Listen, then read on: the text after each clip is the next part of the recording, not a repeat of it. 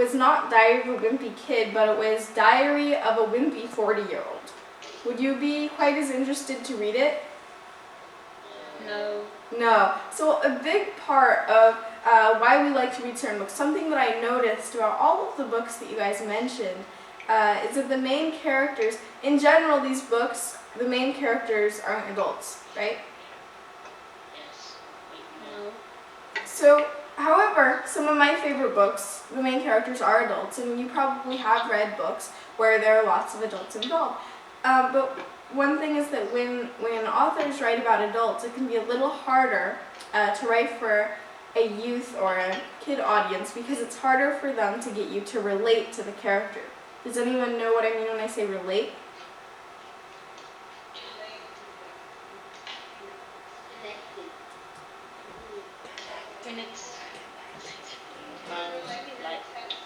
Well, if you relate to someone, so let's say that one of your friends was fighting with their mom and they said, oh, my mom's so mean, we were fighting, she wouldn't let me go shopping, she's so mean.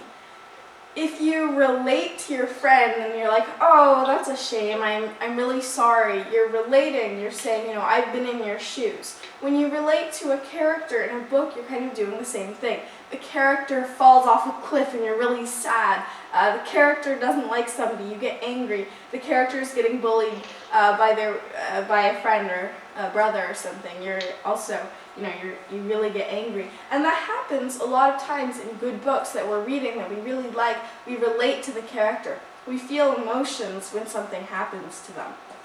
So think about what makes you like books. Maybe you might start with the really basic things that come first to mind. Things like funny illustrations or humor in the writing. The fact that it's entertaining. The fact that it's suspenseful. It makes you keep turning the pages because you want to find out what happens. But a lot of that starts with the fact that you relate to the character. You wouldn't be interested in what happens to them if you didn't relate, if you didn't feel sorry for them or angry with them or any of those things. So it's important to ask yourself, what makes me like my favorite books? And that helps you write your response to literature. So I quickly I need to get the presentation open, and this is a different computer than the one I usually use, so I'll have to get it out of my email. But while I'm doing that, you won't see me, but I'm just over the side here. Could you please raise your hand to tell me, so for your favorite books, you told me what a few of your favorite books were, but tell me, what is a book you've read recently? It doesn't have to be one that you like or dislike a whole lot, but what are some maybe good things and bad things? So I want you to give me kind of a well-rounded thing about it. So imagine that you're telling a friend about it and you're telling them whether or not to read it. So tell some good things, some bad things, and a recommendation. It's not super hard. You can actually just say it.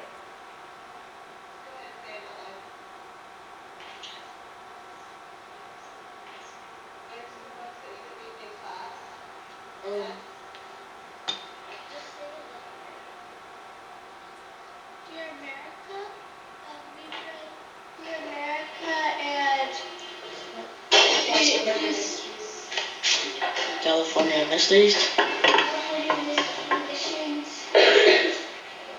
and that, and I recommend both of them because they're really good books. Because they're really good books, okay, so can you be a little more specific? So why are they good? Maybe are there really, like for instance, do you learn things about history? Or is the character really funny or something like that? So give maybe two things that make you think it's a really good book. And I'm going to elongate the presentation. Flavia and It's funny and it teaches you about Greek mythology, Percy Jackson.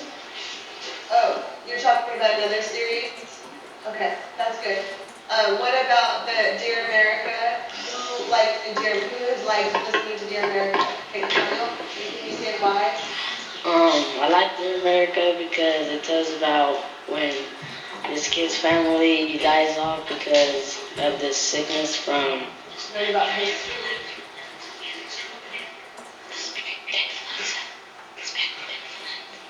Sorry, just if you didn't see me, I was off on the cycle.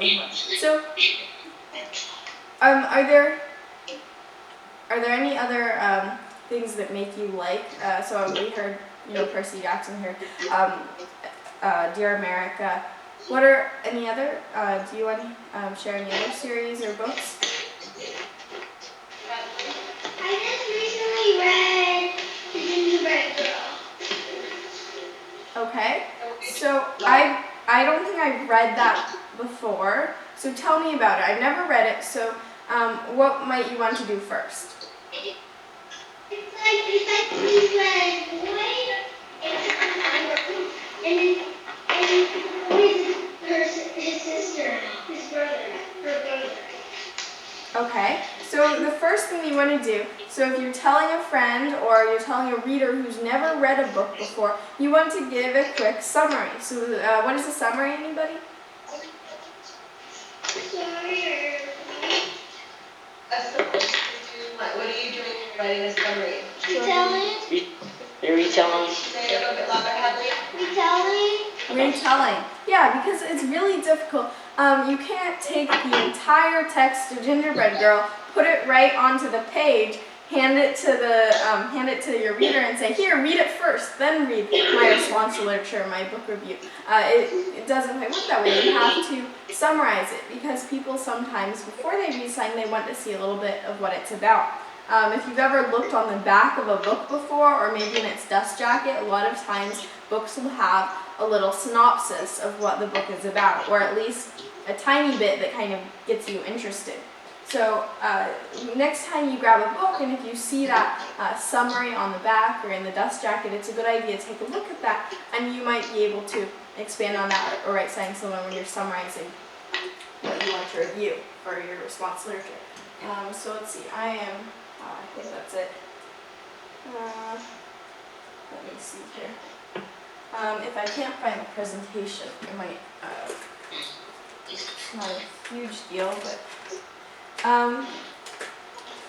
sorry about that. So, does anyone, before I get started, really with the presentation, if I can find it, I guess now the computer's frozen. Sorry about this. It seems like everything with technology is going wrong today.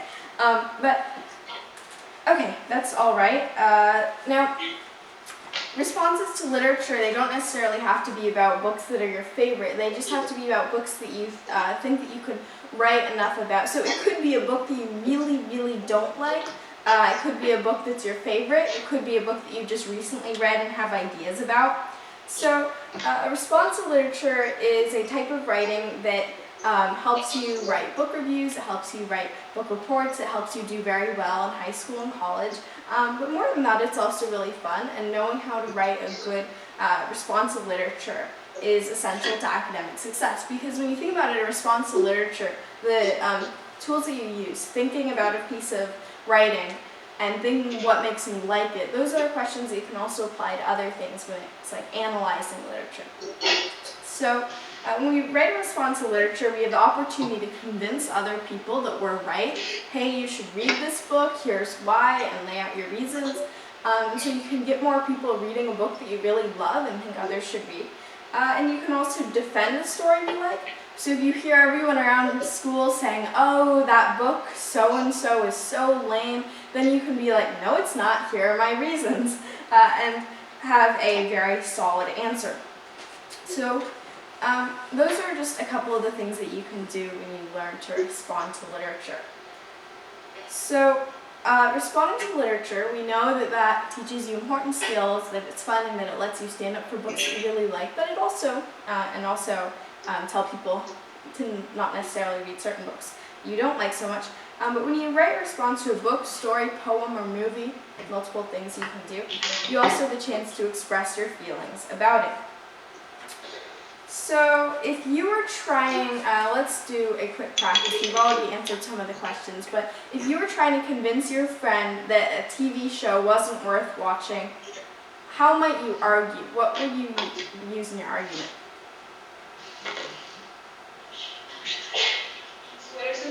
guys watched the movie and if you didn't like it? Can I ask a question? What was the question? Okay, so if you were trying to convince your friend, your sister, that a TV show or a movie wasn't worth watching, what would you use to support your argument? If there was a movie that you watched that maybe you didn't really like and you don't think they should pay money to watch it, what are some things you would say to them? That Would you tell them to go watch it? Don't watch that. What do you say? It's not a good movie. it's not a good movie. It's not. And They they don't go, they don't have like a rule to watch. don't have a lot of entertaining and it's boring. Okay, so we're getting there. We're getting a little more specific. I'm hearing a lot of you guys saying it's not a good TV show. It's not a good movie. Well, of course, if I'm like, well, it's my TV show. Why is it not a good TV show? And I roll my eyes at you. Then what are you going to say? And you have to always get further, be more specific. Being specific is something really important in your response to literature because you can't simply say, I hate this book, it sucks, it's really dumb, because that doesn't give details. It's not very respectful of the work, and that's another thing with response to literature. Even if you really don't like a book, you don't say, oh, this sucks, it was like the worst book ever, because that, you just don't write that way when you're writing for school. And so you want to make sure that you have a really well-reasoned argument. So instead of saying the show is really boring, you could say the show has very convoluted storylines that can be tedious at times, and give an example. So for instance, there was this one time where the house's gardener dropped a coin, the coin was run over by a truck, and this was happening over several episodes. And a lady from across the street picked it up, and it turned out to be a magical Aztec coin, and her house was transformed into another garden, which another family moved into, and this was already season 2. So if you say, well, tedious storylines or really dramatic characters or something like that, then people will get the idea. I made that up, by the way, the coin movie. So the reason that you want to give specific reasons is because just like whenever you ask your mom or dad, hey, can I buy this new video game or go shopping or something like that, often they'll ask you why. So be prepared for that when you're convincing somebody that a book is really awesome or not so bright. Now, what kinds of books, you might ask, do I get to review in response to literature? Does it just have to be really famous authors who have been dead a long time? No, not necessarily. I asked you what your favorite books are, and a lot of you mentioned books that are pretty recent, have been written maybe even in this decade. So you can review books that are very recent that you like. You could, there are many types of fiction that aren't really considered serious literature. Mysteries, adventure novels, fantasies, comic books, to name a few. So just choose a story that you really like or that you want to defend and that you think is worthwhile. So each one of you think of a book in your mind. Maybe you already have it that you really like and that you can think of good reasons to say this is a good book, that you can think of reasons to support that. So if you chose a book, you can raise your hand. Let's just hear one. So choose a book in your mind that you really want, that you really like to talk about, that you really enjoy reading. Jessica? Olympians. Okay. Sisters. Captain Underpants? I heard that. Okay, good. So this is page that you're thinking about. So you should be writing it down. Write down a book that you really enjoy. Yes. Everybody essential should be moving.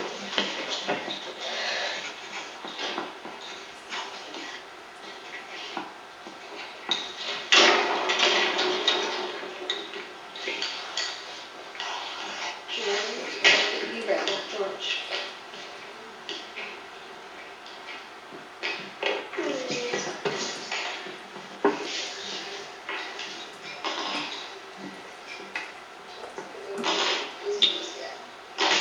Okay, and Adora, you wanting them to write down reasons why they like the book? not quite yet. I think now that they have it, we'll probably start with the reasons in just a few seconds, but I want to quickly say. So for instance, let's say Captain Underpants. That's something that a lot of people say, I wouldn't consider this literature, but that's besides the point because you're going to defend it. You're going to say Captain Underpants, really great books, here's why, and lay out your reasons.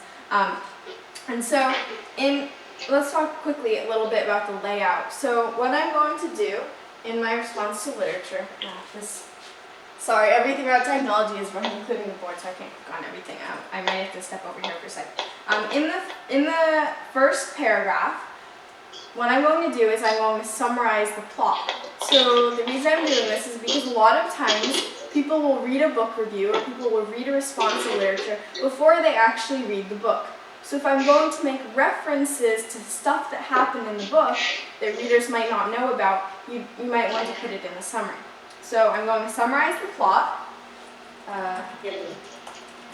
Sorry, I have to write this up because it used to be in my PowerPoint, which I couldn't find. So summarize the plot, and at the same time, you want to tell your reader your purpose. What are you trying to do in this response to literature? So what is your goal? What are you trying to do when you write this response to literature? Anybody? What are you trying to do when you're in a summary of the plot of the book? When you guys have written your response split, what is your goal to share to the reader? Go ahead and talk to your partner about it. Everyone talk to your partner with the response, and I'm going to choose the student.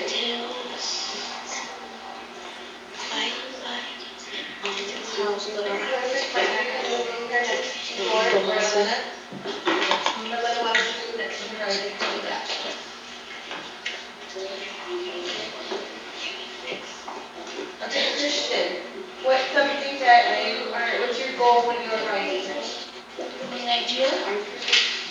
What's the main idea? Anybody else have a different response? Zach and Joseph? Details the lesson. Well, what you want to do is, okay, so you start by summarizing the plot. The reason that you're summarizing the plot is in case that people who haven't read the book, so that they get a basic idea of what it's about. But more than that, when you summarize the plot, you also want to make the book sound interesting and appealing to the reader. Obviously not changing anything about the book, but just summarizing it in an interesting way, not making it kind of tedious. And when you summarize the plot, you're allowing them to know the book better, you're making it seem interesting, and the ultimate main idea of your response to literature, assuming that you're writing about a book that you like, is that this book is worth reading, this book is a meaningful piece of writing. So this is what everything you write should go to support. You want to have very good reasons for why this is worth reading, for why it's a good piece of writing. So you, in your very first paragraph, you're going to have your summary of the plot, and what are some interesting ways that you could summarize the plot? It might be, you could start very matter of fact, so you could be like, my favorite book is, let me think, my favorite book is The Lion, the Witch, and the Wardrobe, sorry, I have a few, by C.S. Lewis. The Lion, the Witch, and the Wardrobe covers these, or it talks about these, C.S. Lewis writes about the 4 Pevensey children who've been sent to the countryside to escape bombs. So I start out I say who wrote the book, what the title is, and I launch into my summary. However, I could also start another way. So I could start by doing something like this. Give me 1 second.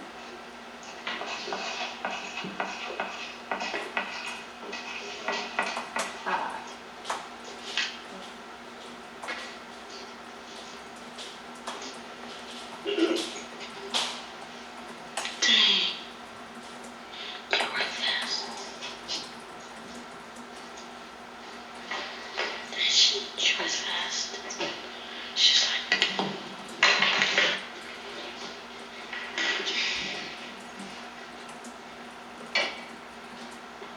So, sorry, Of course, I'm trying to be perfection, so I'm erasing and rewriting. But a lion, a witch, and a wardrobe plus 4 very curious children. This is the recipe for the riveting first book of the Chronicles of Narnia. The Lion, the Witch, and the Witch. Okay, so you could actually do this in way more exciting ways.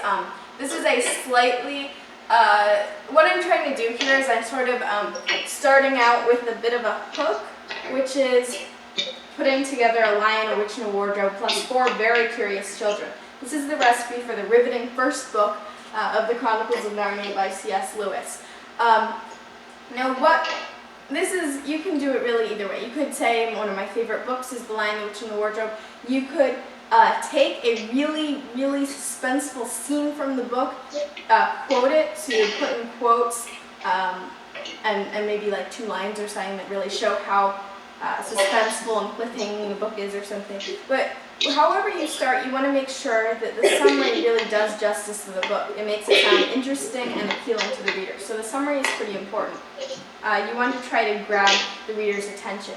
You could also grab the reader's attention by asking a question. For instance, how would you like to escape to a magical world where the White Witch is in control, tyrannizing the people, and a powerful lion might just be able to come in and save the day with the 4 Pevensey children? Okay, that's a way long question, but you would ask a question that might ask the reader, how would you like to do this? Or what would you, what do you think, this would be a good one for Captain Underpants. What do you think a superhero looks like? Well, in the case of the Captain Underpants books, and go in and describe Captain Underpants. I haven't read them in a while, but that might be a funny way to start. So, try to grab your reader from the beginning, write an interesting summary, and tell the reader that you aim to defend the book. So, The Chronicles of Narnia is, or The Lion, the Witch, and the Wardrobe is one of my favorite books because, lay out a quick summary of your reasons. So, for instance, my 3 reasons might be that the book is extremely suspenseful. The characters are very relatable. And give an example. For instance, I really relate to Lucy, and give an example of how I do as I'm reading, so I could tell an anecdote. And my 3rd reason might be that it has a good message about good over evil and trying to be determined even in bad conditions. So I could have my 3 reasons, and it shouldn't be too hard to come up with 3 reasons why you like a book if it's really one of your favorite books. So I would say these are I like this book for some of these reasons, and then go out and expand on them. So that's the basic structure, and you can always tinker around with this to make something work better. And so I tell the reader that I aim to defend the book, and I give my reasons for why I like the book. But what other kind of information do I want to make sure the reader knows about the book?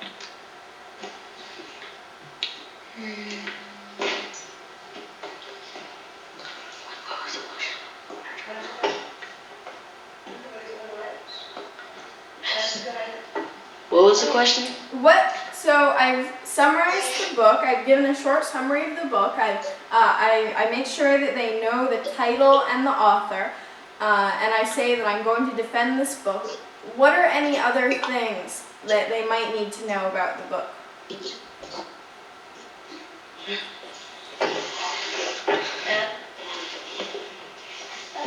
They may want to know, what sort of the big problem in the book.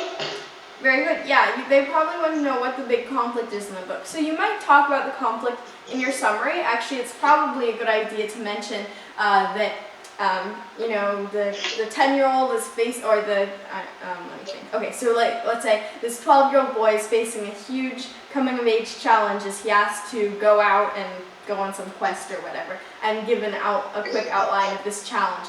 you shouldn't tell the reader how it ends, that he finds the magic sword in the middle of the woods or something, because that would sort of ruin the book. But you do want to give an idea of what the conflict is. You also want to tell the reader about the setting. Anyone know what setting is? Where it takes place. Where it takes place.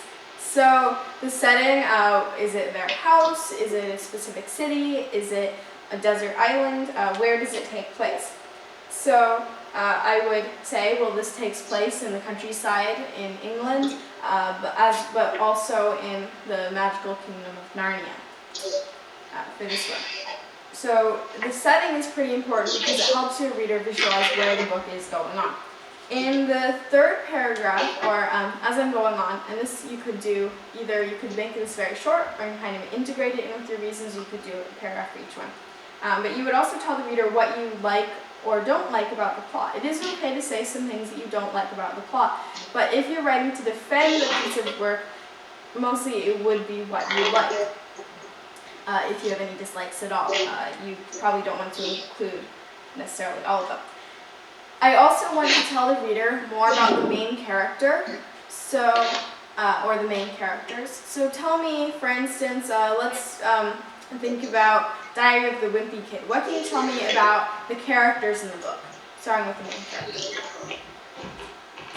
What do you guys think about the Diary of the Kid, the main character?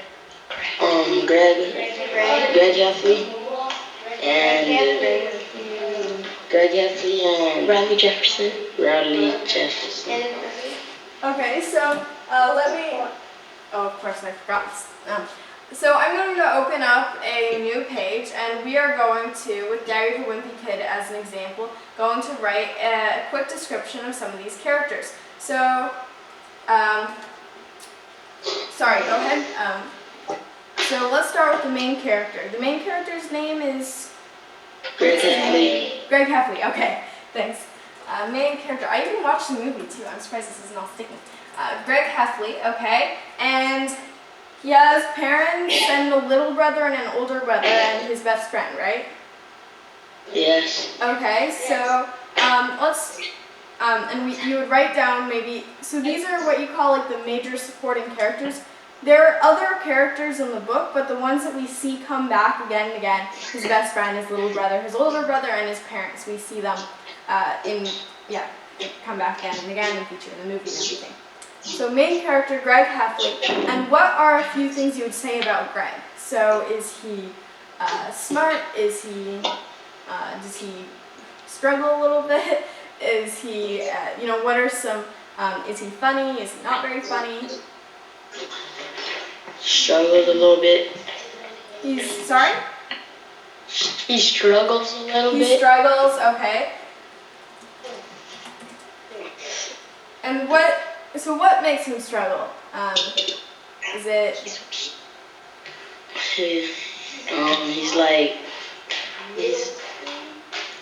He's going through middle school right now. Okay, so he struggles a lot because he's kind of, he went from elementary school to middle school, and it's a really hard transition, so he struggles in middle school. Now what can you tell me also about his character? Like, for instance, if you think about yourself, you might say about yourself, well, I'm funny, but I can be maybe a little bit mean sometimes, but I am generous usually if I'm in a good mood or something like that. What are some things that define Greg Heffley, character, personality traits? I know Samuel and Zach are not the only ones that have read this book, so I'd like some more of you responding. Ariel, what are some other things about his character? He's in the middle. Pardon me?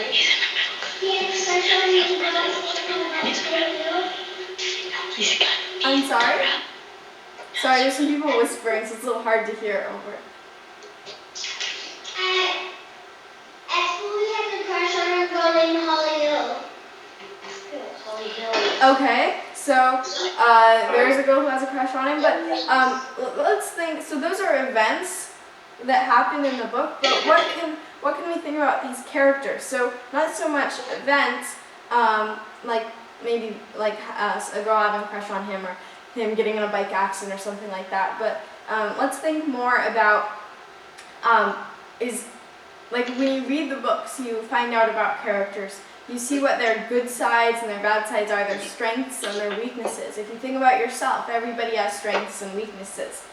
You might be really smart, but yeah, go ahead. Oh no, go ahead. Or even in that area of being really smart, you might be really good in language arts, not so much in math. So everybody has those strengths and weaknesses, even on a very small level. But let's think about Greg Heffley. So first, strengths. What are some strengths of Greg's? Video game. Okay.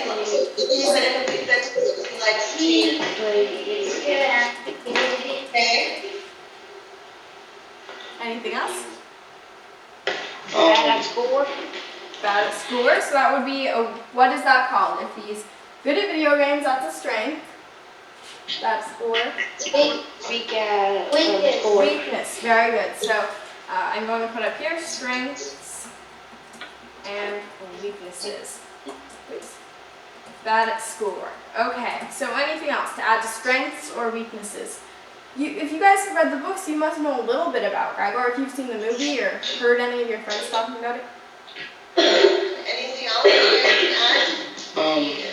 He has a friend, not one It friend. needs to be something that describes him. He was mean to Ralph. He was mean to Ralph. Who has read Diary of a Wimpy Kid? Raise your hand. Okay, why do I only hear responses from the same 3 students? Okay, Kristen, can you please add to one of his strengths and weaknesses?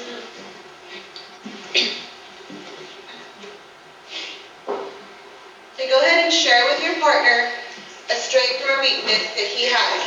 Everybody's sharing. Sometimes he gets jealous of his little brother. Carol, not do with Miguel. Joseph, can you just share with each other? Doesn't matter. That's what I'm sharing. Kristen and Elena, you're sharing. Xavier and Flavio, you're sharing. Ariel and Ashley, you're sharing. How do you come to the books? That's like his strength. And then he steps up for his friend. Something that describes him as a character. Okay, time. Jacqueline? Can you say it a little bit louder, please? So would that be a strength or a weakness? Can you say it a little bit louder? And what's the weakness? Bad at sports? Okay. Bad at sports, so not very athletic. What else? Strengths, weaknesses. Let's get one more. One more.